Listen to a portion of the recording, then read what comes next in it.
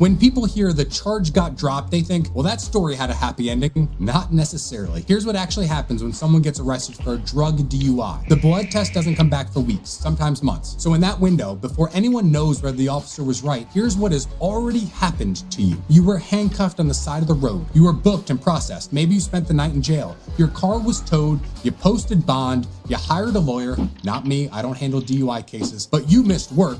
There's now a mugshot of you online attached to a DUI charge. Your family knows, your employer knows, and you are extremely embarrassed. And then, months later, the blood test comes back completely clean. The charges get dropped and everyone says, see, the system, it worked. But the jail has already happened. Your car being towed already happened. Lawyers' fees, they definitely happened. And the mugshot, that's still online. And you'll be explaining that arrest in job interviews for years because people are Googling your name. Now, the process is the punishment. And this isn't rare. We have real data showing hundreds of people a year going through exactly this process wrongfully. They're arrested, they're booked, and later it's proven they didn't have any substances in their body. What most people don't know is why this keeps happening. And it comes down to the science, quote unquote science, behind these roadside tests, because it's really a lot weaker than the government wants you to believe. And a testing system that takes months to confirm what should be established before you handcuff somebody. I break all this down, the full science in the video, the law, the data, and what it means for anyone who drives a car. You can watch by clicking the link on the screen. When people hear the charge got dropped, they think, well, that story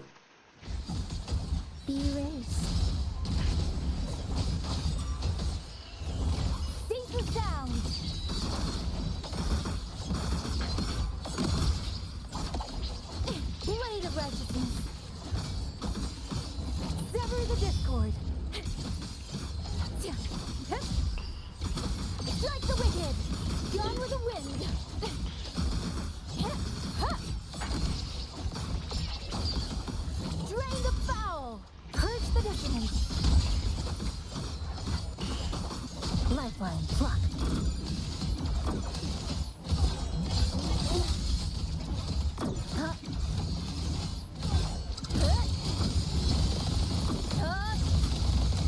Break apart. Come, meet your end. Eye of unraveling. Flicker into form. Do keep up. Symphony of life. It is ready. Chant. Songs of old.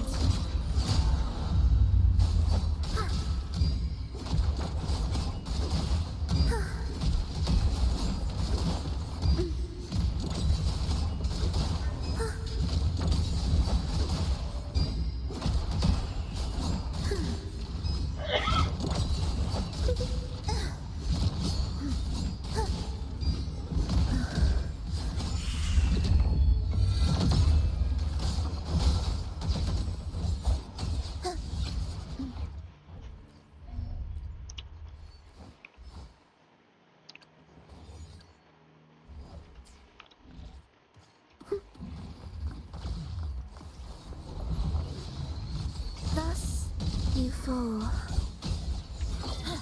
Stress points mapped. Structural collapse. Connection severed. Breakpoint locked.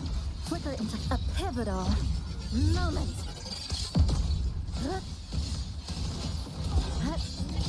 Deviation corrected. This ends here. Cutting through the numbers. Fracture marked. Join me in accompaniment. You're in my way. Life or death, no alternative. Cadence, hold. It is ready. Chant, songs of old. Cease the sound. Winds return. Harness from the source.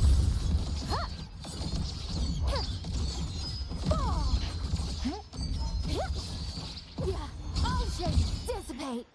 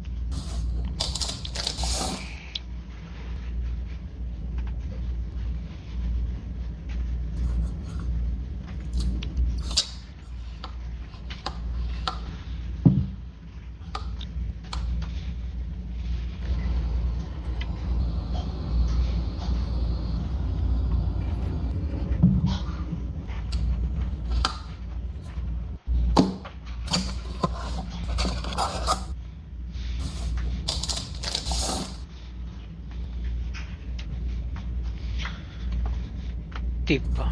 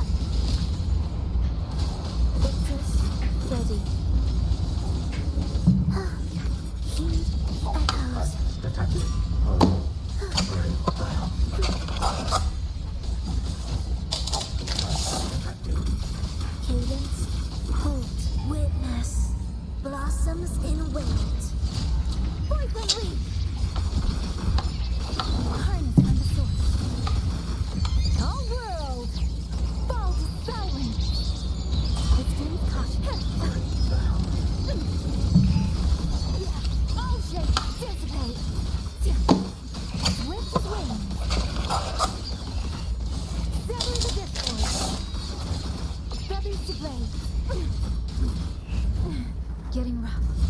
Harness from the source. Feathers to blade.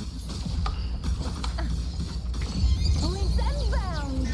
Silence with sound. Hold the lock. Let the wind roar. Blade of light. Blink. Stress point a pivotal moment. Structural collapse.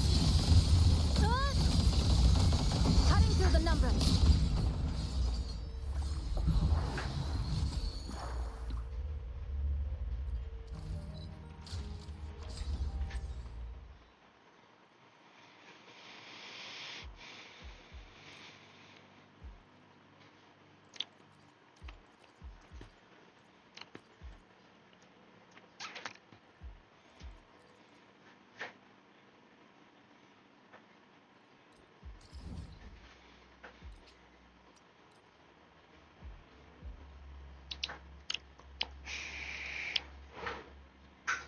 Kites wanted.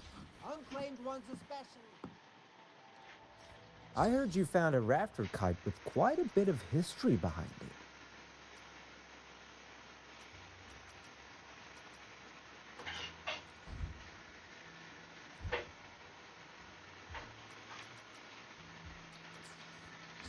Raptor kites wanted. Unclaimed ones especially.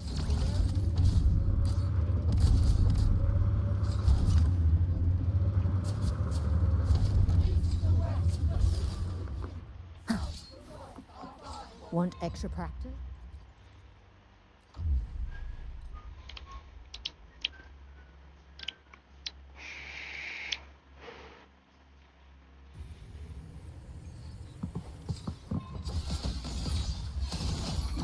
To flicker into form.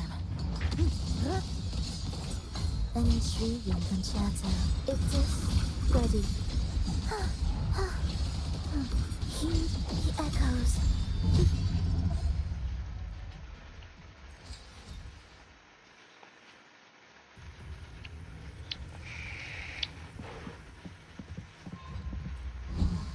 Where's rejoicing?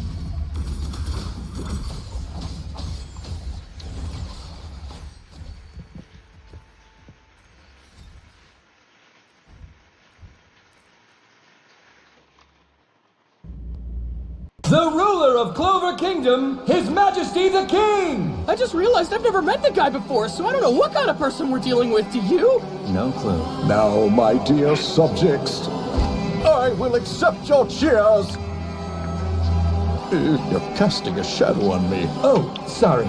Good evening and felicitations, my adoring followers. I am your beloved and benevolent King Augustus Kira Clover the 13th. You can do better than that! Yikes, is that all it took for him to snap? Unbelievable. I am the sovereign of this great kingdom and I demand admiration! Witness this awe-inspiring royal magic power handed down through the generations! This makes me far superior to a mere wizard king! I wish the Wizard King could just be our king. I think the Wizard King should be our real king from now on. Curse upon you, Julius! How easily you win the affection of the people when I suffer such difficulty! Just have to make a dramatic announcement and win the support of my flock. Citizens, I have an important piece of news to share with you. We have located the Midnight Sun's hideout. We really found it? You will be pleased to know that we're preparing to launch a full-scale counterattack of our own. And to do so, we plan to gather the absolute cream of the crop from our Magic Knight squads. And that unit will be called the Royal Knights. In a week's time, I shall administer a rigorous exam to the members of all 9 Magic Knight squads. Only those who pass the test will be invited to join my Royal Knights. Royal Knights! We can do it! Success! Julius came up with the idea, but I'm still getting the credit.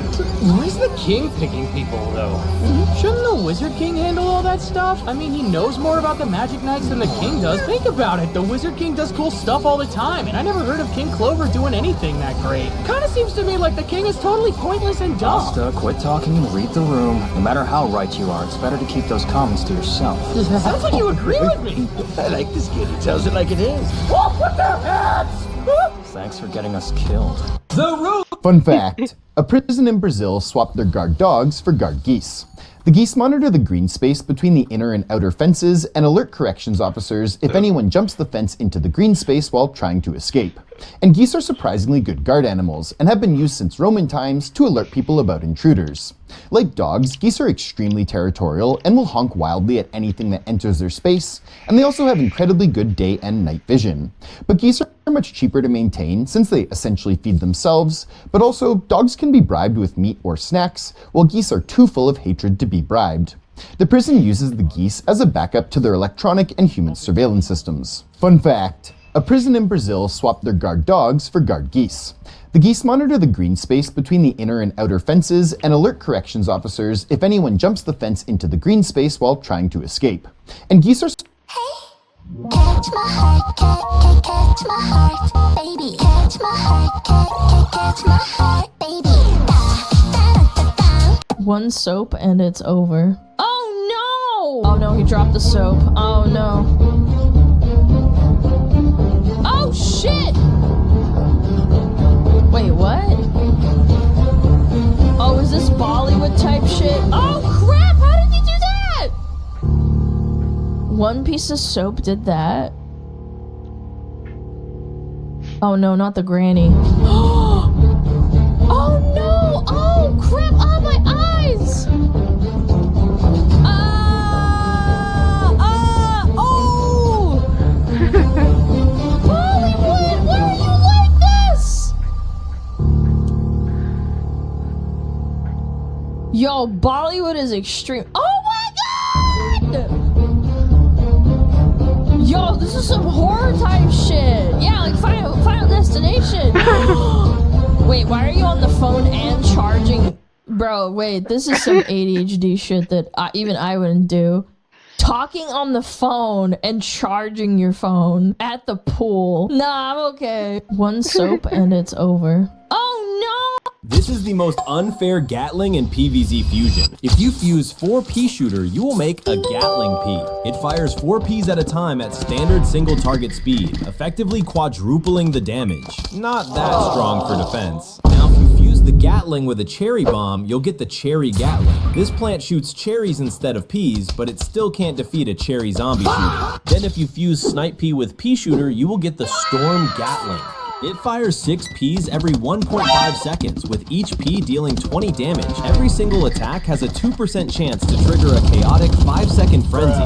Now if you fuse a pea shooter with 2 cherry bombs and combine them with a Gatling pea, you will unlock the Gatling Cherry Bomber. Then fuse a Doom Shroom with Gatling pea, you will obtain the Super Doom pea.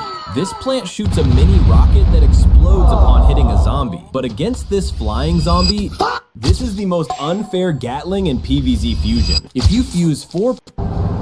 Yang Yang? Are your birdie senses tingling or something? TVs. 1, no 2. They're coming from every direction. Victory, Faith! The world is mine! Yang Yang? Are your birdie senses tingling or something? TVs. TVs.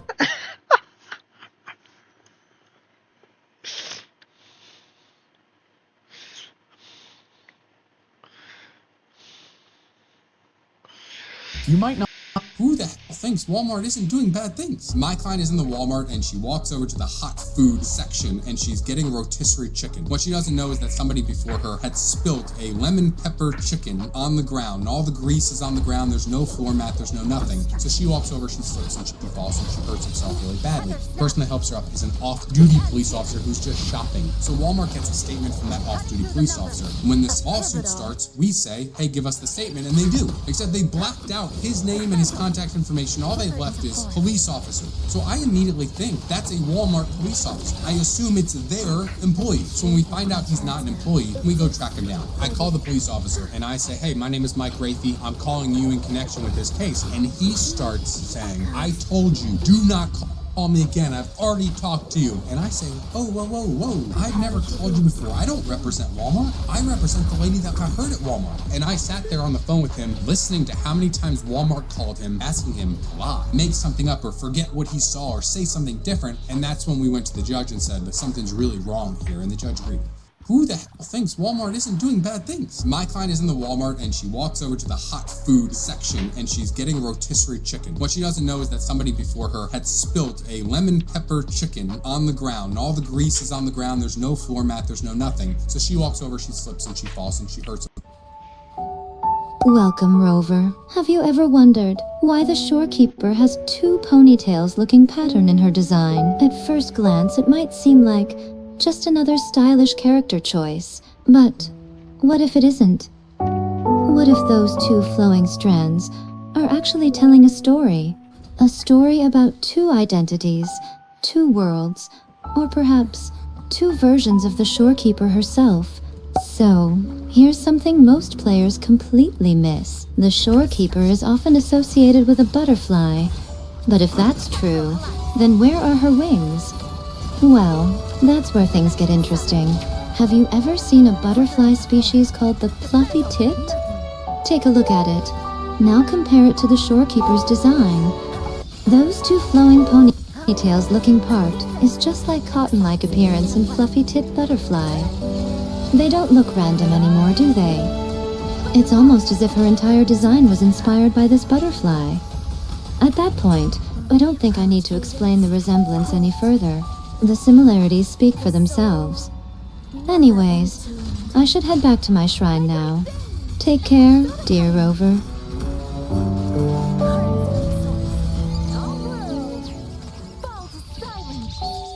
Welcome, Rover. Have you ever wondered why the shorekeeper has 2 ponytails-looking pattern in her design? At first glance, it might seem like just another stylish character choice. But what if it isn't? What if those 2 flowing strands are actually telling a story?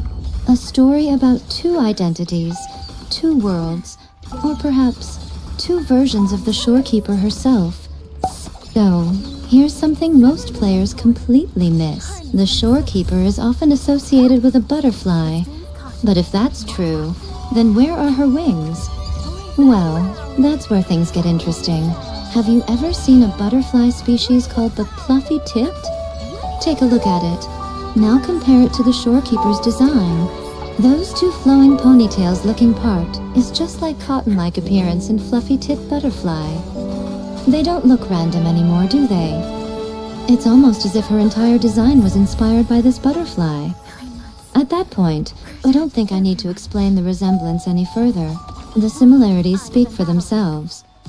Anyways, I should head back to my I heard about an older woman that tried to run over a kid on a bike. So I asked my wife, hey, have you seen this? And she goes, which one? On the top, that's Wendy Clementi in Spokane, Washington, drunk in a Ford Focus, chasing a kid on a dirt bike down a sidewalk. On the bottom, that's Julia Kauthoff. She lives in Palm Coast, Florida, and she was mad at a kid who was riding his bike too fast, so she swerved onto the sidewalk and chased him in her SUV. Clementi got charged with first-degree assault, DUI, and criminal trespass. Kauthoff got, and I'm reading this verbatim, aggravated assault with a deadly weapon without the intent to kill.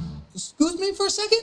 What the hell was her intent? This should be attempted murder. You're driving a 3,000-pound machine straight at a child on a sidewalk. The only thing standing between that kid and the ER or a coffin is whether he can outrun you in your vehicle. If that's not attempting to kill someone, what in the world is? Now let me tell you why prosecutors don't charge it that way. Attempted murder requires them to prove one specific thing, that you were trying to kill the victim, not hurt them, not scare them, kill them. Since this is all about intent, what's the prosecutor's intent? Oh yeah, it's to win. So they charge what they can win, not what actually happened. They pad their conviction stats and they call it justice. Sounds like cowards to me. I heard about an older woman that tried to run over a kid on a bike. So I asked my wife, hey, have you seen this? And she goes, which one? On the top, that's Wendy Clementi in Spokane, Washington, drunk in a Ford Focus, chasing a kid on a dirt bike down a sidewalk. On the bottom, that's Julia Kauthoff. She lives in Palm Coast, Florida, and she was mad at a kid who was riding his bike too fast, so she swerved onto the sidewalk and chased him in her SUV. Clementi got charged with first-degree assault, DUI, and criminal trespass. Kauthoff got, and I'm reading this verbatim, aggravated assault with a deadly weapon without the intent to kill. Excuse me for a second? What the hell was her intent? This should be attempted murder. You're driving a 3,000-pound machine straight at a child on a sidewalk. The only thing standing between that kid and the ER or a coffin is whether he can outrun you. Deep inside, Desara. Drain the foul! Sever the discord! Drain the foul!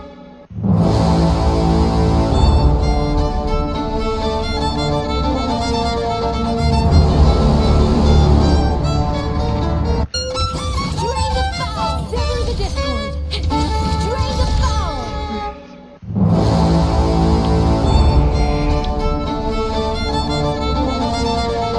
Deep inside, Desara lore. So this tattoo Avengers versus X-Men. Again. Ever get tired of beating on mutants? Ileana, I fight to protect everyone. And right now, you're out of control. You know, I used to think I'd hate fighting you. But right now... You are not yourself. This anger. What could be behind it? Oh, hey, I remember you. You sure you want to try this without the Phoenix Force on your side? I don't need the Phoenix Force to crack you in two, Tin Man. Avengers versus X-Men. Again. Ever get tired of beating on mutants? Ileana, I fight to protect everyone. And right now, you're out of control. You know, I used to think I'd hate fighting you. But right now... You are not yourself. This anger. What could be behind it? Oh, hey, I remember you. You sure you want to try this without the Phoenix Force on your side? I don't need the Phoenix Force to crack you in two, Tin Man. Avengers versus X-Men. Again? Every country punishes. Avengers versus X-Men. Again. Ever get tired of beating on mutants? Ileana, I fight to protect everyone. And right now, you're out of control. You know, I used to think I'd hate fighting you. But right now... You are not yourself. This anger. What could be behind it? Oh, hey, I remember you. You sure you want to try this without the Phoenix Force on your side? I don't need the Phoenix Force to crack you in two, Tin Man. Avengers versus X-Men. Again. Ever get tired of beating on mutants? Ileana, I fight to protect everyone. And right now, you're out of control. You know, I used to think I'd hate fighting you. But right now... You are not yourself. This anger. What could be behind it? Oh, hey, I remember you. You sure you want to try this?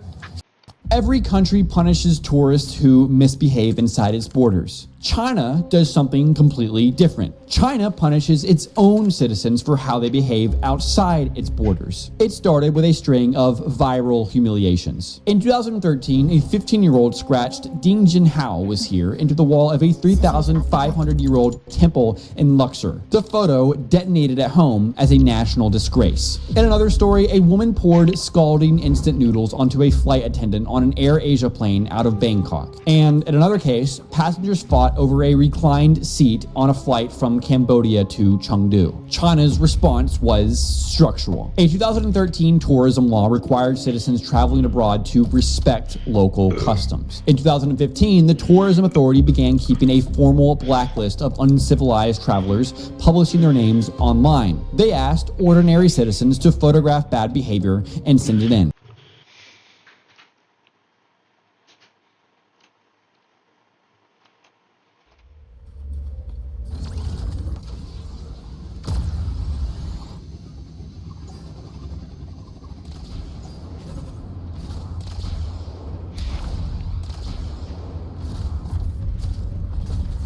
This isn't normal e-bike school. This is police e-bike school. This police program is mandatory for the worst e-bike offenders they've caught, the most dangerous e-bike riders, at least those that are still alive. It's also free to the public if you book a few months in advance, which, of course, I didn't do, but Ron did. I've been told I sound like Sir Ronster. I'm not Sir Ronster. I have no affiliation to Sir Ronster. Besides being his biggest fan, I'm my own person. And it's very important that police understand that, because every instructor today is a real police officer. And I don't want there to be any confusion. I have always wanted an e-bike, and I finally got one. Don't tell my mom. Yeah, I got a Boonel from Ronster Rides. I'm on my way to the first day of e-bike school. Okay, I am Ron. I got my new Boonel. Let's go to school. It's my first day on the bike. I'm gonna learn how to ride safe. Holy, that's a lot of police. Oh, what's that? Thank you very much. All the police here, all the different bikes. Yeah, what's the pledge? I can pledge that all day. I don't even take this helmet off. Thank you very much. It's like a dash cam. I got the Benel right here, looking inconspicuous. Got all the police here. Oh, it's my, it's like an electric mountain bike. It's a Benel. Never heard of it. This is Thank you. That means a lot coming from you. Or the motor's already on? Everything's assembled on? This is out of the box. Class 1 or 3? It actually has the sticker on it. Or where is it? It's a class 2. It's a class 2. Oh, it has the throttle? It's got the throttle, but it's limited to 20. It's yeah. That's cool. I'm looking into getting one. This thing was... Nice. I might end up getting one. No, it's my first bike. I'm getting so excited about it. How long have you had it? I just got it. Oh, okay. Yeah. Did you get a ticket or you just want to record? I'm probably one of the few people here who have not gotten a ticket. I just want to learn the safety stuff. So yeah. It's a good class. Yeah, nice to meet you too, Scott. Have any questions? Ask any one of us. We're all more than happy to answer any questions. Thank you so much. That's so kind. Iggy, we got the approval. We got the approval. We're inspecting everyone's bike, making sure it's legit. Here we go. It's all parents and their kids. I might be the only independent adult here. Class, say hello to Billy Madison. Hello, Billy Madison. First off, my name is Brad Smith. I'm a sergeant with the Huntington Beach Police Department. How many people here got tickets from me? Your kids are here because they did something illegal on the bikes. How many of you kids, when you're riding your bike, are on your cell phone? Yeah, exactly. No one's going to raise their hand all day long. When you guys are riding, you're texting. So now I'm going to show you what happens when you're going 25 miles an hour, you don't do proper braking, you don't do your rear brake. And I want you to pretend that your son or daughter has someone pull out in front of them and the car pulled out right here. Your kid, he's on his cell phone. If your kid goes to the hospital on an e-bike going more than 20 miles an hour, you're going to chalk.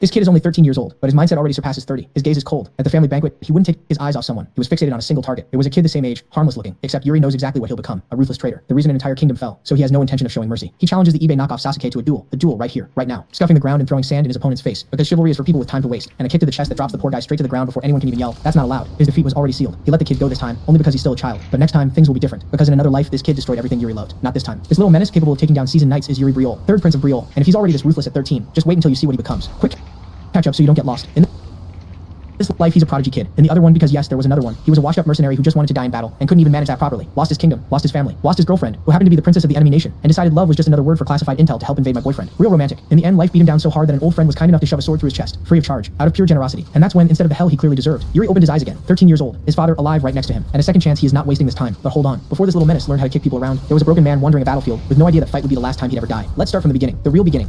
This story starts in a small village where people whisper about a mercenary running wild across the battlefields, a madman who fights like he does not care if he dies, and actually looks disappointed whenever he survives, no matter which side he fights for. Wherever there's a battle, there is one man who seems to want death more than money. His name is Yuri Briol. He is the third prince of what was once a great royal family, and the man blamed for his kingdom's fall, left as its only survivor. To understand that, we need to go back 10 years to when he was only 18. Every night he spent his time gambling at the casino with his friends, including Hernando, the court mage, who kept insisting it was time to leave before they were late again. But trouble starts when some men accuse Yuri of cheating. He quickly makes it clear they should not mess with someone like him. The problem is they do not believe he is royalty and use the chance to insult the king, calling him a fool for provoking the empire and making the war even worse. As you can guess, Yuri does not take that well and beats them badly, leaving the casino floor covered in blood and making him late for a meeting with a very important woman, Trina Ivarna Grandshane, the princess of the enemy empire. She complains that sneaking there unseen took a lot of effort and warns him again to be more careful with what he does, and says that is enough for Ivarna to throw down the necklace he gave her, telling him to give it to some other woman he actually trusts. Then she walks away. Left alone, he wonders how he can get her to forgive him, not knowing their whole talk was overheard by someone with bad intentions. After that, the shaky peace between both sides finally breaks, and the empire stops with simple threats and starts taking the border through small raids until one night Yuri wakes to screams and destruction, only to discover the empire has invaded his kingdom. That is when the tension turns into a real war with no end and countless losses, including the disappearance of his father Fiore Varele, known as the strongest man on the continent. With Fiore gone, the war starts leaning toward the empire, which keeps winning battle after battle. At first, Yuri thinks it is luck, until he realizes Ivarna betrayed him, using everything he told her during their relationship to strike when his kingdom was weakest. Worst of all, even with all the proof in front of him, he still wants to trust her. But a note with the word sorry is enough to confirm that his kingdom's fall will be her fault. Once everyone else had fallen, Yuri was the only member of his family still standing. The empire's strongest warriors threw themselves at him in wave after wave, and even though he had no chance, he kept fighting. They even surrounded him with dozens of enemies. But though he was ready to die, the few allies still alive stepped in and chose to die for him, saying that as long as he lived, the Brill family still had a future. With that in mind and carrying the weight of his whole people, Yuri had no choice but to run. He hid like a rat in abandoned houses, wondering what had happened to his father, whether there was still hope he might return, or if the empire had already killed him too. Then an enemy knight found him. Instead of fighting back, Yuri did the only thing that could save his family name. He begged for his life. Then came the surprise. The knight told him the empire would pay for its sins someday, said there was still time to escape, and that if he wanted to live, he had to run. So Yuri kept moving, holding on to the idea of revenge, but it does not take long for reality to hit him. It was all pointless bloodshed. Everyone died, and the only thing left for him was to keep fighting until someone killed him so he could see his loved ones again. And that brings us back to the present, where after another reckless battle, he is cornered by a different knight who tells him a selfish man like him does not deserve death, and calls him by his real name. That is when Yuri realizes the knights know who he is. But it gets worse. They say the kingdom's destruction was his fault, and the shock grows when the knight reveals his face. It is Lauren, one of the protagonist's old subordinates and the first person who gave his life to save him, someone who should have been dead. The shock leaves Yuri frozen, unable to move even when Lauren draws his sword and leaps at him, driving it straight into MC's chest. Yet the death he wanted so badly still cannot ease his guilt, and he can only think about how much he wants to fix everything. Then something happens. He opens his eyes again, waking up in his younger body, and at that moment a voice says it cannot believe he slept for 3 whole days. When Yuri turns, he comes face to face with his father, who should obviously be dead. That is why his first thought is that they both ended up in hell, which feels fitting after his sins. But his father jokes that it would make sense for him too, since for all his talk of honor, he did live a pretty messy life. Of course, the king follows that up by smacking Yuri on the head and telling him to stop talking nonsense. He still thinks this must be some kind of illusion until a leaf drifts down in front of him, and he looks outside and notices how peaceful everything is. This cannot be hell. He expected pain, sinners, and demons mocking the awful fate he earned, but instead, he is facing his father and brothers, the people he loved most in the world. The shock is so much that he faints. However, when he wakes up, he quickly realizes the truth. He has gone back in time, all the way to when he was just 13 years old, with the same events from back then starting again exactly as before. To him, there is no doubt that life has given him another chance, and that is why he decides to begin a very strict routine. He gets up early every morning to train, helped by Emma, his personal maid, who always greets him with a smile, but in the old timeline, or rather the future he remembers, she was killed right in front of him. He could only watch as she died before his eyes, unable to protect her. Those memories still hit hard, partly to wake himself up, and partly because he feels he deserves it. He lets Emma hit him after making sure he will not be locked up for treason. She does the job so well that the idiot shows up for training with his whole face swollen, and the others around him start laughing. His teacher says nothing though, and just fights him again and again. Yuri remembers that teaching style very well, because in the other timeline, the man always said the protagonist had talent but no discipline, and that he could become the kingdom's strongest if he showed a little more will. The problem was, hearing that only made Yuri even lazier, to the point that his teacher switched to nothing but sparring, not even bothering to fix his stance or teach him new moves. Remembering that, MC asks him to start from the beginning and teach him properly from now on, promising he will give it everything he has. His teacher is surprised but agrees, and the change is instant. His whole expression and stance shift as he declares that from now on, the real training begins. Then he attacks with such force that Yuri is pushed back and has to ask for a little mercy, because he clearly forgot something important about this man. When he was younger, he was known as the Sword Demon. A couple of hours later, Yuri drops to the ground, shocked that this is the training he missed out on in his past life. He is thankful for his mercenary experience, or he would have been beaten senseless. Still, he cannot complain, because he knows this is the only way he will improve. The most shocked person is his teacher, who cannot believe Yuri blocked most of the attacks and wonders when he got this good. But they are interrupted when Emma rushes in, desperately looking for him, so he can meet Count Jonas, who has come to visit with his son. The problem is that the Count's son is the very man who betrayed the kingdom and opened its gates to the empire in Yuri's past life, Got Barber, and the protagonist has no plan to let him get away with it this time. That leads us to a scene with his brothers, his father and the Count, who points out how much MC has changed since the last time he saw him. He says MC has better manners now, and even his body has improved, comparing him again and again to his son Got. Of course, what also stands out here is the way he stares at the poor guy with a murderous look that not only makes him deeply uncomfortable, but also alerts Yuri's second brother, who asks if something happened between him and that boy. The funny part is that the protagonist bluntly calls him a damn traitor, so even though his brother has no idea what he means, he still tells Yuri to put him in his place. MC knows there is still time to stop him from becoming one of the pieces that will drag the kingdom to its ruin. Then he remembers that in the other timeline they fought, and he beat him badly, humiliating him so much that the protagonist starts to wonder if that was where the grudge began, the one that led him to betray them. So he chooses a similar path, but with a twist. He challenges Got to a fight to show what he can do. At first, Got refuses, unsure about fighting one of the princes. Yuri does not even let him think and attacks with everything he has, barely giving him time to block. Worse, he fights dirty, even throwing sand in Got's face. So Got protests and tells him to respect a knight's code, but Yuri ignores him. Instead, he lets go of his sword, uses the surprise, rushes in, and kicks him hard in the chest, sending him to the ground. Of course, Yuri knows that in his past life, this is the man who sold his father's honor to the empire for information, so trusting him is dangerous. Still, MC also knows it came from sheer desperation, so he offers his hand and promises to help him avoid that path. He wants both of them to have the resolve to fight on. After that, Got leaves, and Yuri stays behind with his brother, who praises him. He says he did well, and admits part of him thought he would lose, since until now he only seemed like a spoiled brat obsessed with gambling. The protagonist doesn't deny it, but says he plans to change, and that his brother should take that as a sign to improve too. That night, he goes to train with his master, who leaves him completely exhausted, and says it's time for him to learn a mana control method. More exactly, the special Broyol family method, perfect for an heir like him. The problem is, Yuri already mastered that method in his past life and nearly reached its limit, so he wants to try something else, a technique he couldn't even attempt back then. To do that, he asks for the name of someone talented in the royal guard, someone with raw potential, and his teacher recommends Jared, whom Yuri remembers meeting near the end of his past life. The surprise is that what he remembers is nothing like what you'd expect from a prodigy. Back then, Jared looked average pathetic even, and MC is amazed he survived that long. Still, he often heard him complain that he hadn't trained hard enough when he was young, and hadn't used the talent everyone said he had. After thinking it over, Yuri gets ready to meet the man who may become his next knight, and push him to become what he was always meant to be. With With that in mind, he heads to the Knight Academy, where the rookies are training at full force. He quickly asks for Jared, and learns his teacher wasn't exaggerating when he called him the most gifted of the new generation. While everyone else struggles to put up a decent fight, Jared stands out without even breaking a sweat. The problem is that lazy attitude will eventually turn him into a dull blade, wasting all that talent. So Yuri chooses the same answer he used with God, a fight. He asks the training officer to let him join, then picks Jared as his opponent. Even though Jared is about 3 heads taller, Yuri steps right in front of him and says he's heard a lot about him, asking to see what kind of knight he really is. Meanwhile, Jared has no idea what's going on and doesn't even care to fight, but he has no choice except to accept. The protagonist starts the match by throwing himself at him with surprising intensity, but the truly amazing one is Jared, who blocks him and keeps up without even moving, using sharp exact moves that make it seem like victory is already his, or at least that's how it looks at first, because Yuri slowly starts reading the distance better and better, putting him under more pressure while matching his rhythm, until they're so even that Yuri suggests making things more interesting. Now they'll fight for real, and he attacks with one of his most advanced moves. To his surprise, Jared blocks it perfectly, though with some effort proving his reflexes are monstrous. But MC isn't the only one shocked. Jared realizes he can't keep taking it easy, so now he finally gets serious, to the point that Yuri knows he has no real chance of winning. Luckily, that was never the goal. He just wanted to push him hard enough to wake up his drive, and that means giving everything he has until he lands a clean hit, which he actually manages to do. Everyone watching is stunned by how well he fights for just a kid, and they immediately ask Jared if he was holding back. Jared says not at all. Even so, even though he's the one controlling the fight, for some reason he feels cornered, and the idea of trading evenly with a little runt frustrates him so much that bright blue energy suddenly wraps around him.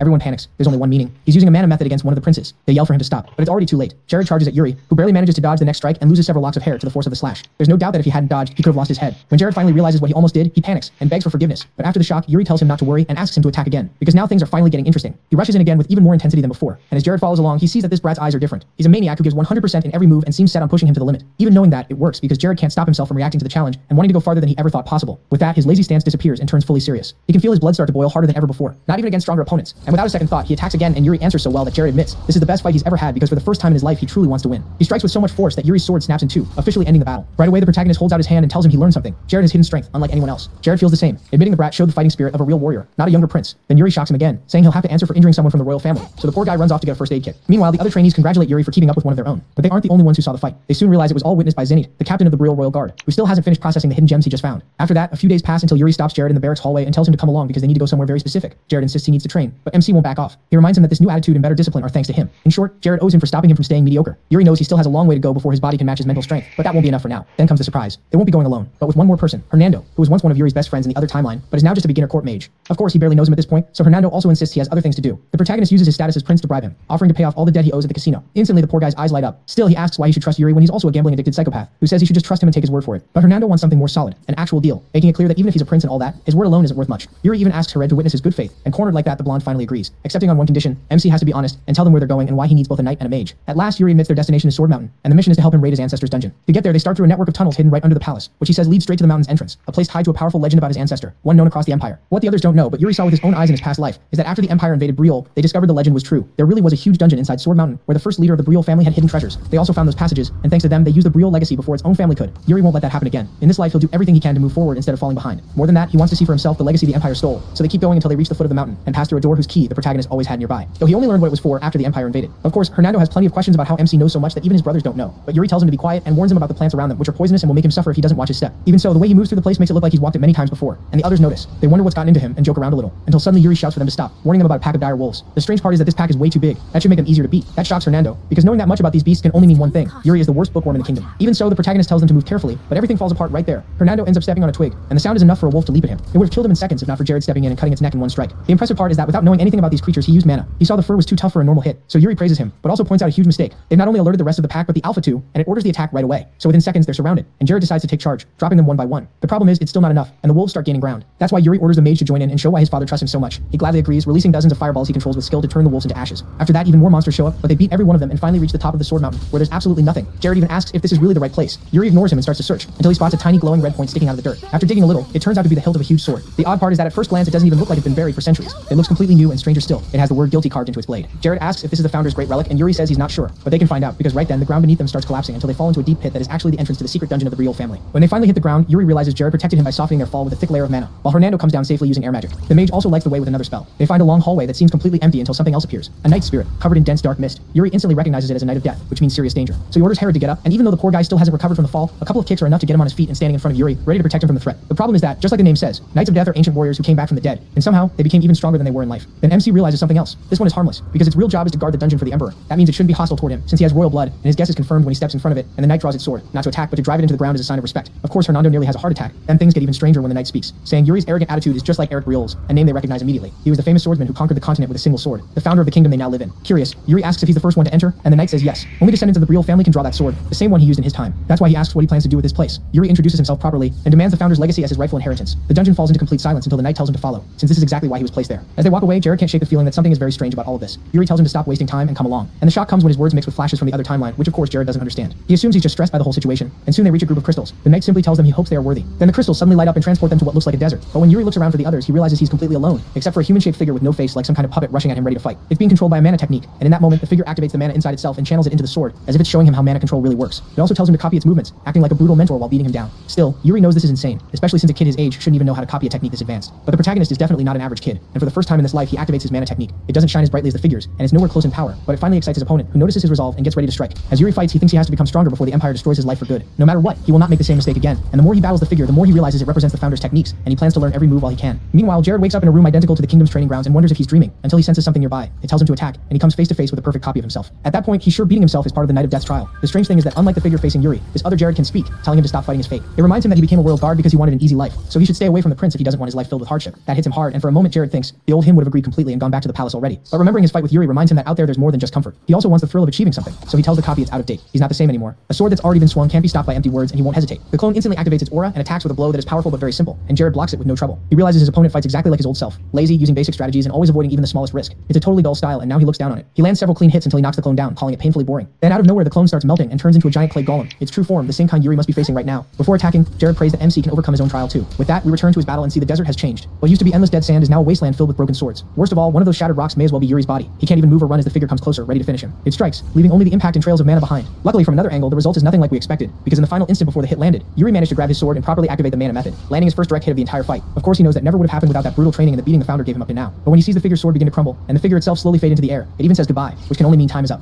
Yuri uses that moment to thank it for everything it taught him. After that, Jared and Hernando return to the cave where the Knight of Death is already waiting. It explains that what they just experienced is the Founder's inheritance. He left part of his consciousness behind for the first real heir who managed to reach that place. Yuri remembers that in his past life, the mountain was completely destroyed by the Empire, which means they never could have completed the Founder's trial back then. What's even more amazing is that the mana method he was taught wasn't the one the Founder used in his prime, but one he developed in his final days, after gathering everything he had learned in life. In other words, techniques nobody else knows. On top of that, the dungeon was built to open only at the right time, which means the only thing the Knight can tell him is its name, the soul separation technique. But that's not all the dungeon holds, because the Knight of Death tells him to kneel. They're about to pass on the Founder's legacy, and to receive it, he must swear never to fear their enemies, act without wavering, follow what they believe is right, and carry the duty of Briol to the very end. After each vow, Yuri answers with a loud yes. The Knight grabs him by the hair and forces him to meet his eyes, telling him to remember this well. A Briol never abandons home, even if it means death. That is the Founder's legacy. Yuri's eyes shine in a way that makes it clear he understands it now more than ever. After that, they return to the palace, and a few days later, Emma wakes him up very early in the morning, saying the time has come and scolding him for staying up so late the night before. Yuri explains he had something he needed to find. He does not tell her much, but he had been searching the royal family's old records until he found a small note saying the Founder was not an only child. He had a brother, a man who left home and vanished from history without even leaving a name. That man was the Death Knight who showed Yuri the truth, and most likely the real owner of the sword, someone who gave up any glory to serve his brother in the kingdom until death. Then Emma reminds him that her father is calling for him. She does not know why, but the order came right after he met with Hernando. So the protagonist realizes the mage told his father everything that happened that night. It is not really surprising since Hernando warned him he would. So Yuri has no choice but to go to the throne room, where his only proof for everything that happened used to be his word alone. But now he has a new sword to back it up, and at first his father says little. He simply walks up and points out that Yuri's attitude has not been the same for a long time, and he wants to know what changed him. MC hesitates for quite a while, but in the end he admits part of the truth, saying he had a dream where he lived through a crime he committed, one that made everything fall apart. His father asks what crime he means, and Yuri says it was failing to protect Briol to the end. In that dream, the kingdom was trapped in a war, and many people were slaughtered. Even though he tried to protect them with everything he had, he failed again and again until the kingdom fell, and he made the most cowardly choice of all. He ran, leaving behind his honor. In the end, he died. Most important of all, after waking from that dream, the necklace his mother gave him was gone, so he feels that the dream was a warning from her, a way to give him a second chance. The problem is that while his father wants more details about who started the war, Yuri knows it is too soon to mention the Empire, so he says it was done by an army he could not identify, which only leaves more questions behind. Even so, his father is just glad that the change is for the better, and Yuri thinks the only thing he wants is to make up for his sins. Then his father says there is something else they need to discuss, and that it is time for him to draw his sword. At that point, we learn more about the king, who started training almost as soon as he learned to walk and carved his name into history as the strongest among the continent's top 10. Right now, Yuri knows he is still in his prime, so he is shocked to be the first son ever invited into his private training hall. Fiore admits he always thought none of his children had inherited his gift with a sword. In short, he saw them as useless. Yuri tries to argue back, saying he does have talent, which makes his father challenge him to a duel and ask what talent really means. Is it strength, speed, reflexes, or do all those things automatically make someone a good swordsman, or is there something more? At that moment, Yuri remembers his past self, knowing he definitely had all those traits. But before he can answer, his father tells him no, because there is something more important than any of that, something that lets a person go past their limits, something stronger than fear or even duty. Then Fiore suddenly activates his mana method, and in less than a heartbeat, Yuri feels the whole room's aura change at once, throwing his body into pure survival mode. Thankfully, his father lowers the sword and the pressure fades, explaining that to him that factor is the call of the sword, a sign of his path. Yuri is left confused, wondering if he means fate. He starts to think that in his past life, he was never meant to follow the path of a swordsman, while in this life, something has changed. With a firm look, his father asks if he believes he is meant to wield a sword, if even in the moment of his death, he would still hold to his beliefs and his will to fight, something Yuri still is not fully sure about. But then everything turns darker when his father's shape stops looking like his father, and becomes dozens of red eyes staring down at him in contempt. In an instant, Yuri is surrounded by nothing but darkness and hears the screams of everyone who died protecting him in his other life, along with visions of the kingdom's destruction, visions that feel like more than memories. It is as if he has been dragged right back to that moment, where he is slowly surrounded by enemy soldiers who keep advancing. He is thrown back into that nightmare. Everything feels real. The heat of the kingdom warms his armor, and the attacks that start crashing against his sword put him on edge. He knows it is a feint, and that he is finished. That is why he starts defending himself and fighting just like he did last time, until he hears voices shouting for him to run, saying they will hold the enemy back. Once again, his men save his life by dying horribly right in front of him, while he wonders if everything new he lived through was only a dream, and whether Briol was always meant to fall in the most horrible way, no matter how hard he tries to stop it. But this time, unlike that timeline, he has the Death Knight's sword, clutching the blade marked guilty. Yuri reminds himself that he already made a vow to never fear his enemies no matter what. One by one, the Death Knight's words fill his mind, pushing him to act by his beliefs and fulfill his duty. Instead of running, morning, Yuri stays and fights beside the others, and with every strike he starts cutting down the remaining enemies, not caring that his chances of winning are almost zero. He ends up surrounded again, just like before, but instead of thinking about everything that could go wrong, he thinks about what could still go right. Then he unleashes his aura, making it clear that the people of Briol do not abandon their strength, not even in the face of death. With his faith unshaken, he charges in, ready to fight to his last breath. But then the vivid vision he had been seeing suddenly vanishes, replaced by the ceiling of his father's private training hall, where Yuri keeps repeating over and over until the end as if trapped in some kind of trance. It is so strange that even his father grows worried when he sees the protagonist's eyes glowing a bright red and asks several times if he can hear him, until MC finally snaps awake, confused because only seconds ago he had been surrounded by the Black Army. Thankfully, his father stays calm and says everything he saw was only an illusion, but he cannot hide his worry or his pride, because in Yuri's stance and resolve, he saw that his fate points to only one thing, wielding the sword. That also makes him smile, not just because he won his father's approval, but because living through that war again reminded him this is not about fate. He already chose to change his future for the better. Still, he is not stupid. He can see in his father's eyes that he is worried, and looking at him like he might die at any second. So Yuri jokes a little and tells him to leave things in his hands. After all, he is a genius. In response, his father hits him so hard that when Yuri shows up for daily training, it looks like he has a second head. That earns him mockery from his teacher, who says even that will not save him from what they have planned for him. This time, the protagonist already knows that, but seeing the man again makes him wonder why he stayed in Briol all those years instead of returning to his homeland. The answer is simple. He accepted a condition that would one day earn him the right to duel Yuri's father. Of course, that means he will leave someday. So MC asks if he would stay if he asked him to. The answer is no. The only thing that would make him remain longer is being shown something interesting, like the founder's famous lost sword technique. His teacher clearly already knows what really happened during that expedition a few days ago. And while Yuri understands why someone so obsessed with swords would want to learn a new technique, he cannot teach it. The man says it does not matter if he has not fully mastered it yet. He just wants a look. The protagonist tells him that is not the issue. Even if he shows it, it will not help, because the founder's technique is directly tied to the mana method. That is where things get strange, since methods are usually used to strengthen sword techniques, not become part of them. Yuri admits he still does not fully understand how it works, but he knows that if he shows it, the teacher will only get part of the information and not the full technique. The thing is, his teacher does not care. He is so curious that he is willing to stay in Briol as long as Yuri wants. If MC shows him even half the technique, his teacher is sure he can still learn a lot from it. After teasing him a little, he agrees and tells him to stay in Briol. Then he activates his mana method with Soul Cut and gets ready to strike. But his teacher suddenly admits that he always planned to stay in Briol at least 10 more years. That leaves Yuri looking pretty dumb, while his teacher gladly takes this new chance to learn everything he can. With that settled, the teacher gets ready to fight, and the protagonist uses the anger from being played to rush at him with everything he has, turning it into one of his best training sessions yet. Later, Yuri goes back to his room, where he takes time to think about how the future is changing. He no longer believes that vision was fully a memory from the past or some random illusion. It was a glimpse of the future shaped by the small changes he has made. The fact that his teacher still chose to stay is more proof of that. And even if these changes still are not enough to stop the war with the Empire, every small step is clearly building towards something bigger. The worst part is knowing it all depends on him and what he chooses. So he has to find something else, some way to stop the Empire once and for all. Then Emma shows up beside him and tells him to stop getting into trouble and wasting time when he has a meeting tomorrow with none other than the Kingdom's Senate. Surprisingly, it was his own father who suggested it, and for the first time in a long while, every senator will be there. So Emma makes him promise to behave and not pick a fight with anyone. Yuri tries to explain that he does not act like that anymore, but his track record says otherwise. After that, we move to the famous meeting, where the main issue is, of course, the founder's sword technique. Several dukes keep insisting they cannot let the prince use a mana method that has not been approved. What should have been a serious talk about running the kingdom turns into a power struggle, a complete circus where the real goal is just to challenge the king. And that is when Yuri finally understands why his father never bothered attending these stupid meetings. Some dukes argue that if the method was left behind by the founder as a legacy, then it should not need testing. But the real question they raise is whether it truly belongs to the founder at all, or if MC made it up while hiding behind fake concern. Yuri finally speaks, pointing out how absurd it is to call a full meeting just to talk about him and his mana method when there are bigger issues, including the fact that he knows most of them are traitors who will turn on the kingdom the moment the Empire attacks. Of course, it is his guard who cuts in, saying it is still too early to make a final judgment, since mana methods can cause different side effects depending on the person. The dukes twist that into proof that nobody can say it is safe, and claim Yuri should be banned from using it. What is worse, some of them even dare to say that this does not necessarily mean anything bad, but the people against him are the majority, and they push hard to force everyone down the same path. The problem is that a person can only change their mana method when very little time has passed since learning the first one. But after his battle with the founder, Yuri can feel that Soul Cut has already taken root in his core, so switching methods could backfire on him. He tries to find the words to explain that when one of the people who had stayed silent finally speaks, Baron Hernando asks them how many of them have actually fought in a real battle. The room instantly falls into deep silence, broken only by a few quiet murmurs, until the Duke leading the attack on Yuri asks who the hell he is, and more importantly, what title he holds. That is when Hernando stands and introduces himself as a free Baron, which sets off laughter because someone of such low rank should not be at a Senate meeting, much less speak as freely as a Duke. But everything changes when Hernando reveals he was invited personally by Count Sidor. That shuts them up fast because Sidor leads the territory guarding Briol's borders. He is one of the kingdom's strongest warriors and is famous for never attending meetings like this. He had never even bothered to send a representative before, so they ask what changed. Hernando makes it clear that is none of their business. What he can say is that this whole conversation is stupid because the type of mana method does not matter much on a battlefield. If they had really been warriors, they would know that. In the end, what matters most is the person using it. Yuri jumps on that point, saying no one should question the founder's mana method, and that no matter what they think, he has already made his choice, he is going to learn it. Hernando backs him up, saying they should follow the founder's will because there is nothing dangerous about it. If anything, trying to change it is the real insult. His words are a little harsher than that, so they warn him to watch his tongue. He apologizes, saying life on the battlefield fighting orcs can ruin a person's manners. After all, the orcs do not care what mana method the person cutting off their head is using. It seems like the argument is over when someone else tries to claim Yuri is still too young to make that kind of choice. But he reminds them that the only way to know whether the method is safe is to use it. And between him and Hernando, they shut the critics down again and again until the dukes finally snap. They practically tell Hernando to go back to the border, saying all it does is drain resources, and that is a low blow because everyone knows it is a brutal land where soldiers die every day to monsters, including Hernando's lifelong friends, whose bodies he himself has had to identify after each massacre. So no, they do not waste resources for fun. They need them because the orcs never rest, and they are the only ones holding them back to protect the kingdom. That makes Yuri remember that in the past, a huge massacre happened around the same time because of conflicts between Briol and the Klein army, which the orcs used as their chance to attack. So he asks how things have been lately, and Hernando tells him they are more tense than ever. Many towns have been completely destroyed, and at that moment Yuri realizes the timing matches and it could all be tied to the Duke's son. Clearly though, his reaction catches everyone's attention, so he decides to leave, saying that instead of wasting time on useless talk, there are many other problems they should be handling. With that, he walks out. Still, his attitude does not go unnoticed by Hernando, who that same night contacts Count Sidor and tells him everything, including the rumors that Yuri has changed and the determined look in his eyes. In the end, the Count decides the protagonist is worth looking into, and orders Hernando to learn everything he can. Hernando agrees and spends a while looking out, thinking about how peaceful the capital seems until something catches his attention. Yuri moving through the streets in a hood with the look of someone about to do something important. Of course, Hernando follows. MC is not alone though. He is with Hernando, who has no idea where they are going, and keeps acting paranoid, reminding him that he is not allowed out this late, especially without permission. But his attitude changes when Yuri reveals they are not going just anywhere. They are heading to a casino, specifically the biggest illegal casino in the capital, and since Hernando knows where it is, his job is to guide him there. At first, Hernando refuses, fighting the gambler inside him that wants to throw away every coin he has. But when Yuri says he has to do it for the good of Briol, the best excuse possible, everything changes, and he happily leads the way. Then he explains that in his past life, free people caused chaos and indirectly helped bring about the fall of Briol. The leader of the underworld, a business tycoon who ran the most successful successful merchant guild on the continent, and last a notorious assassin who beheaded the underworld boss and took that place, starting an age of terror in Briole's streets. Those are the first pieces he needs to move, so he starts by visiting the casino, where they are welcomed by Corey, a professional loan shark and the current leader of the underworld. He greets them so politely that Yuri instantly realizes Corey already knows who he is, and Corey says he could not let them visit his place without greeting them in person. Since they are being honest, the protagonist makes it clear he did not come just to play a few games, and Corey understands that right away, inviting them to sit down so they can talk properly. The only one unhappy about any of this is Fernando, who really did come to gamble, but Yuri shuts him down, then reveals he came to ask for a loan for an investment he has been planning. What is interesting is that he could have gone to a bank, yet he came here instead. Corey tries to question him about it, but MC refuses to say exactly why he wants the money, only that he plans to buy Magranja, a species from the Klein region that will soon become far more valuable. Fernando immediately calls it insane, and Corey points out that it is mostly used in luxury perfumes and little else. But Yuri insists he knows exactly what he is doing, which leaves them both wondering how he can possibly be so sure about something like that. Then Yuri asks how much Corey is willing to lend him, not as the prince, but as him Broly. After thinking it over for a moment, Corey simply slides over a promissory note and tells him to sign it. They leave hardly believing it was that easy, or that he would hand over that much money. As for Hernando, the poor guy is just upset that Yuri dragged him along. He drags Hernando out without letting him play even once, and the protagonist says they're not done yet. They're heading to the merchant guild next. The profit is basically guaranteed, because Maranja is a very rare item made by a single alchemist connected to Duke Klein, and he'll be one of the first to die when the Civil War starts. So if Yuri buys enough of it now, he can raise the price as high as he wants. That's why he takes Hernando to the merchant guild. Right now though, the place is nothing but a ruined house. Of course, Hernando says they should be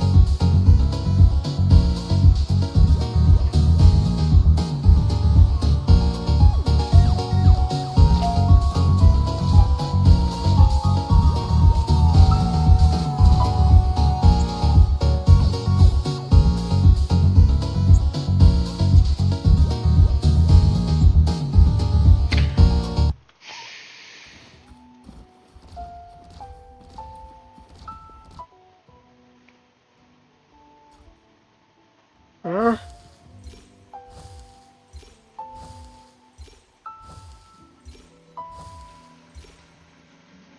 What the hell, man?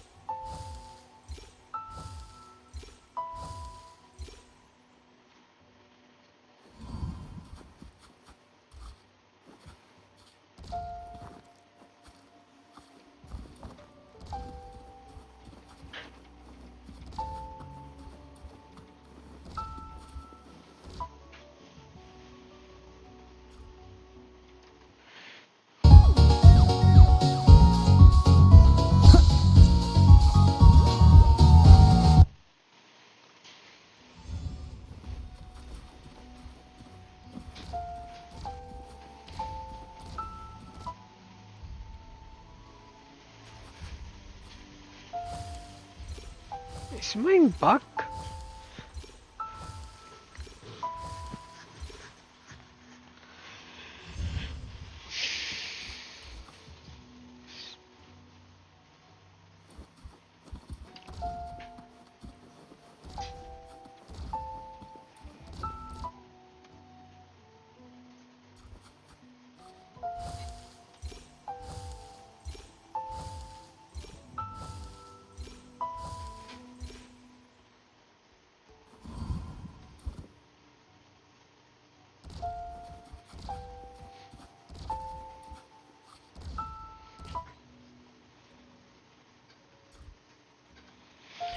Jesus.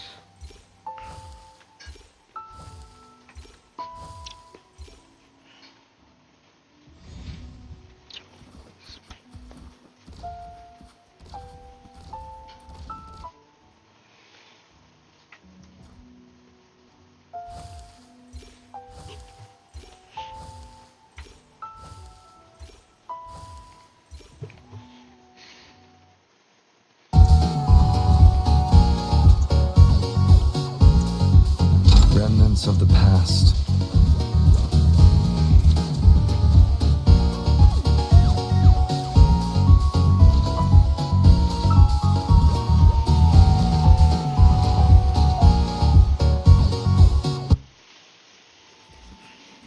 Oh.